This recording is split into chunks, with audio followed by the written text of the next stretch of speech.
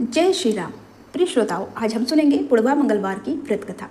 महाभारत काल के अनुसार भीम बहुत ही शक्तिशाली और बलशाली थे। युद्ध कौशल में निपुण थे। शक्तिशाली होने पर भीम एक बार अहंकार में भर गए। इस अहंकार को दूर करने के लिए बजरंगबली हनुमान जी ने एक लीला रची।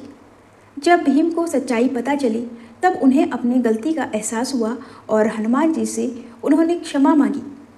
इसके बाद हनुमान जी ने प्रसन्न होकर भीम को अपना विराट रूप दिखाया।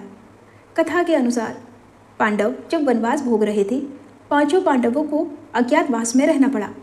इस दौरान पांडवों को वेश बदलकर भी रहना पड़ा। द्रौपदी भी पांडवों के साथ थी। द्रौपदी एक आश्रम में रहकर समय बिताने लगी। एक दिन जब वे आश्रम में बैठी हुई थी तो एक पुष्प उड़कर उनके पास आ गया। पुष्प की सुगंध द्रौपदी को बहुत पसंद आ गई। तब उन्होंने भीम को बुलाकर उस पुष्प को लाने के लिए कहा। द्रौपदी की इच्छा को पूरा करने के लिए भीम पुष्प की खोज में निकल पड़े। पुष्प की सुगंध जिस दिशा से आ रही थी, भीम उसी दिशा की ओर चलने लगे। उस सुगंधित पुष्प को खोजते खोजते भीम एक वन में जा पहुँचे। वन में जैसे ही भीम ने प्रवेश करने का प्रयास किया तो उनकी नज़र रास्ते में लेटे एक वानर पर पड़ी। भीम ने उन बूढ़े वानर से आग्रह किया कि वे रास्ते से हट जाएं, लेकिन वानर ने कोई प्रतिक्रिया नहीं की। भीम ने फिर से वानर से वहां से हट जाने को कहा, लेकिन इस बार वानर ने कहा कि वो बहुत कमज़ोर हैं, हिल डुल नहीं सकते, इसलिए लांघ कर निकल जाओ। वानर के इस व्यवहार से भीम को क्रोध आ गया और वे अपनी शक्तियों के बारे में बताने लगे। भीम ने वानर को अपना परिचय दिया कि वे कुंती पुत्र हैं और पवन उनके पिता हैं और मैं हनुमान जी का भाई भी हूँ। लेकिन यह सब सुनकर भी वानर पर कोई प्रभाव नहीं पड़ा। इधर भीम का क्रोध बढ़ने लगा और उन्होंने वानर से कहा कि वो उन्हें और अधिक क्रोध ना दिलाएं, नहीं तो उन्हें परिणाम भुगतना होगा। तब बूढ़े वानर का रूप धारे बजरंगबली हनुमान जी ने भीम से कहा कि अगर उन्हें अधिक जल्दी है तो वे उनकी पूंछ उठाकर जा सकते हैं। भीम ने क्रोध में आकर उन वानर की पूंछ हटाने का प्रयास किया, लेकिन वे उसे हिला तक नहीं पाए। तब भीम को आभास हुआ कि ये कोई साधारण वानर नहीं है और फिर भीम हाथ जोड़कर उनके सामने खड़े हो गए और वानर से उनका परिचय पूछा। तब उन वानर ने भीम को बताया कि वो कोई और नहीं बल्कि स्वयं हनुमान हैं। भीम हनुमान जी को सामने देखकर चकित रह गए और हाथ जोड़कर खड़े हो गए। तब हनुमान जी ने भीम को बताया कि आगे विशेष वन है, यह रास्ता देवताओं का है और यह मनुष्यों के लिए सुरक्षित नहीं है, इसलिए तो उन्हें तुम्हारी रक्षा के लिए आना पड़ा। भीम को हनुमान जी ने उस पुष्प के बारे में बताया कि वहाँ से वो पुष्प ले जा सकते हैं। पुष्प लेने के बाद हनुमान जी ने भीम से कहा कि अब तुम यहाँ से जा सकते हो। भीम ने हनुमान जी से आज्ञा लेने से पहले अपनी एक इच्छा भी रखी। भीम ने हनुमान जी को अपना विराट रूप दिखाने की इच्छा प्रकट की। तब भीम के कहने पर हनुमान जी ने विराट रूप धारण किया और उस विराट रूप के दर्शन करने के बाद भीम ने हनुमान जी का आशीर्वाद लिया। हनुमान जी ने भीम को गले से लगाया। हनुमान जी के गले लगाने से भीम की शक्ति और भी बढ़ गई। भीम ने हनुमान जी से आग्रह किया कि वो कौरवों के साथ होने वाले युद्ध में पांडवों का साथ दें, जिस पर हनुमान जी ने कहा कि जिस युग से मैं हूँ वह दूसरा युग था, उसमें मैंने श्री राम के लिए कई युद्ध किए थे। अब यह युग दूसरा है, यहाँ मेरा युद्ध करना सही नहीं है, इसलिए मैं युद्ध में सम्मिलित नहीं हो सकता, किंतु युद्ध में पांडवों के रथ की ध्वजा पर मेरा वास होगा। इस प्रकार हनुमान जी महाभारत युद्ध में हमेशा श्री कृष्ण और अर्जुन के रथ की ध्वजा पर विराजित रहे और अर्जुन और पांडवों के रथ की रक्षा करते रहे। श्री ऋणमोचक मंगल स्रोत पाठ मंगल देव को समर्पित है। इस स्रोत के पाठ से कर्ज से मुक्ति मिलती है, आर्थिक समस्याएं दूर होती हैं। इस स्रोत में मंगल देव जी के सभी 21 नामों का वर्णन मिलता है। मंगल देव का संबंध हनुमान जी से है और हनुमान जी सभी प्रकार की समस्याओं से छुटकारा दिलाने वाले देवता माने जाते हैं। ऋणमोचक मंगल स्रोत का पाठ जो भी मनुष्य करता है उस पर मंगल भगवान प्रसन्न होकर उसे धन धान्य प्रदान कराते हैं। वह मनुष्य कुबेर भगवान की तरह धन संपत्ति का स्वामी बन जाता है। वह मनुष्य हमेशा युवा रहता है और उसे रोग और कर्ज से भी मुक्ति मिलती है। तो प्रिय श्रोताओं, आप सुनिए ऋण मोचक मंगल स्रोत पाठ हिंदी में।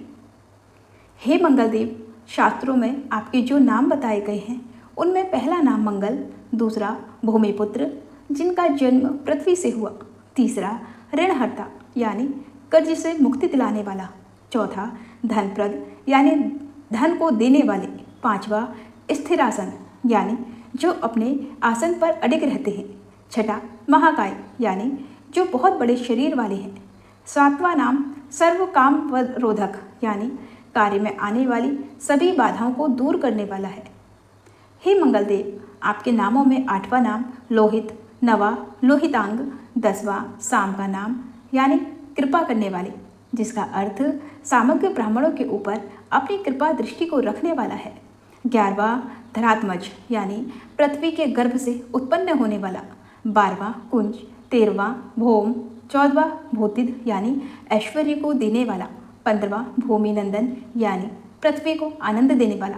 हे मंगलदेव, आपके नामों में 16वां नाम अंगारक, 17वां यम, 18वां सर्वोग्य पारक अर्थात समस्त तरह की कठिनाइयों को दूर करने वाला, 19वां वृष्टिकर्ता अर्थात वृष्टि करने वाले यानी वर्षा कराने वाला, 20वां नाम वृष्टिहर्ता अर्थात बारिश न होने के कारण अकाल लाने वाला और 21वां नाम सर्वकाम फलप्रदा अर्थात संपूर्ण कामनाओं का फल देने वाला है। हे मंगलदेव, जो मनुष्य आपके इन 21 नामों का वाचन सच्चे मन और विश्वास से करता है, उस मनुष्य के ऊपर कभी ऋण यानी कर्ज नहीं होता और वह अथाह धन की प्राप्ति करता है। हे मंगलदेव, आपकी उत्पत्ति पृथ्वी के गर्भ से हुई है। आपकी आभा आकाश में कड़कड़ाने वाली दामिनी अर्थात आकाश में चमकने वाली बिजली के समान है। सभी तरह की शक्ति को धारण करने वाले कुमार मंगलदेव को मैं नतमस्तक होकर प्रणाम करती हूँ।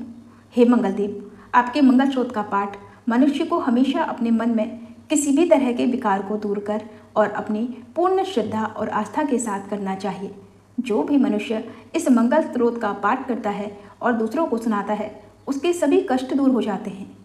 हे अंगारक अर्थात अग्नि की ज्वाला से जलने वाले महाभाग अर्थात पूजनीय ऐश्वर्यशाली भक्तों के प्रति वात्सल्य यानी प्रेम रखने वाले, आपको हम नतमस्तक होकर प्रणाम करते हैं। आप हमारे ऊपर किसी दूसरे से लिया हुआ उधार को पूर्ण करवा दीजिए, कर्ज को हमेशा के लिए दूर कर दीजिए। हे मंगलदेव, मेरे ऊपर किसी दूसरे का कोई बकाया हो तो उसे समाप्त कर दीजिए, किसी भी तरह की व्याधि हो तो उसे भी दूर कीजिए। हे मंगलदेव, मेरी गरीबी को दूर कर अकाल मृत्यु के भय को दूर कीजिए। मुझे किसी भी तरह का डर, क्लेश और मन में दुख हो तो उसे भी हमेशा के लिए दूर कर दीजिए। हे मंगलदेव, आपको संतुष्ट करना बहुत ही कठिन है। आप तो मुश्किल से प्रसन्न होने वाले भगवान मंगलदेव हैं। आप जब किसी पर भी अपनी कृपा की बारिश करते हैं तो उसे समस्त प्रकार के सुख समृद्धि प्रदान कर देते हैं। जब आप किसी पर नाराज होते हैं तो उसकी सार्वभौम सत्ता को भी तहस नहस कर डालते हैं। हे महाराज, आप जब भी किसी से नाराज होते हैं तो अपनी अनुकृपा दृष्टि से उसे हीन कर देते हैं। आप अपनी अप्रसन्न होने पर ब्रह्मा जी, इंद्रदेव और श्री विष्णु जी के भी साम्राज्य संपत्ति को नष्ट कर सकते हैं। फिर मेरे जैसे साधारण मनुष्य की तो बात ही क्या है। प्रभु, आप सबसे शक्तिशाली और सबसे बड़े राजा हैं। हे भगवान, मैं आपसे प्रार्थना करती हूँ कि आप मुझे संतान के रूप में पुत्र प्रदान करें। मैं आपके द्वार पर आई हूँ। आप मेरी मनोकामना को पूर्ण करें। मेरे ऊपर किसी भी तरह से किसी दूसरे से उधार लिया हुआ धन ना रहे। मुझे कभी दूसरों के आगे हाथ फैलाना ना पड़े। मेरी गरीबी को दूर कीजिए और मेरे सभी तरह के कष्ट और कलेशों का नाश कीजिए। जो मेरे शत्रु बन चुके हैं उनके डर से मुझे आप मुक्त कराइए। जो भी मनुष्य इन 12 श्लोकों वाले ऋण मोचक मंगल स्रोत से मंगलदेव की वंदना करता है, उस मनुष्य पर मंगल भगवान प्रसन्न होकर उसे धन धान्य प्रदान करते हैं। वह मनुष्य कुबेर भगवान की तरह धन संपत्ति का स्वामी बन जाता है। वह मनुष्य हमेशा युवा रहता है। श्री ऋण मोचक मंगल स्रोत के उच्चारण मात्र से मनुष्य को किसी भी तरह के कर्ज से मुक्ति मिल जाती है।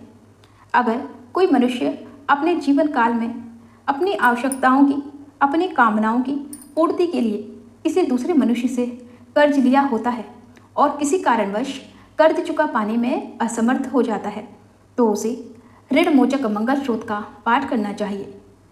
कर्ज में डूबे हुए मनुष्य इस ऋण मोचक मंगल स्रोत का जाप श्रद्धा और विश्वास के साथ नियमित रूप से रखता है तो उसे कर्ज से मुक्ति मिल जाती है। ऋण मोचक मंगल स्रोत पाठ समाप्त। सभी मिलकर प्रेम से बोलिए मंगल देव की जय, वीर बजरंगी हनुमान जी की जय।